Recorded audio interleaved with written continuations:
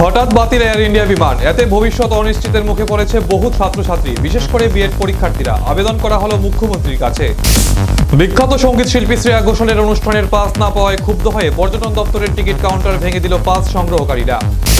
অত্যাধিক ঠান্ডায় আগরতলায় শীতের পোশাক কেনাকাটিতে উপচে পড়ছে ভিড়।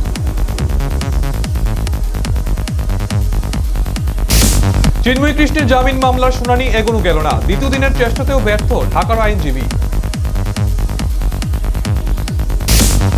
গোপন খবরের ভিত্তিতে পশ্চিম আগরতলা থানার পুলিশ বটতলা হাওড়া মার্কেট থেকে ব্রাউন সুগার সহ 6 জনকে আটক করতে সক্ষম হয়েছে।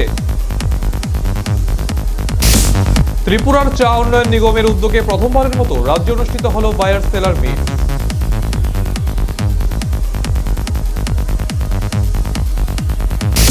All India domestic tour operator Tripura chapter এবং রাজ্য পর্যটন দপ্তর ত্রিপুরা ট্যুরিস্ট প্রোমো ফেস্টকে সামনে রেখে দেশের 16টি রাজ্য থেকে ট্যুর অপারেটরদের রাজ্যে আনা হয়েছে।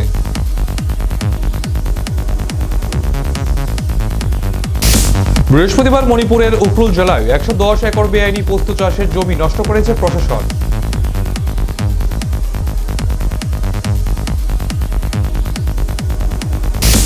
চলতি বছরের 1 ডিসেম্বর পর্যন্ত পৃথিবীর বিভিন্ন প্রান্তে যুদ্ধ এবং সংঘাতের পরিস্থিতিতে কর্মরত 54 জন সাংবাদিক নিহত হয়েছেন, আর তাদের মধ্যে 1/3 খুন করেছে ইসরায়েলি সেনা।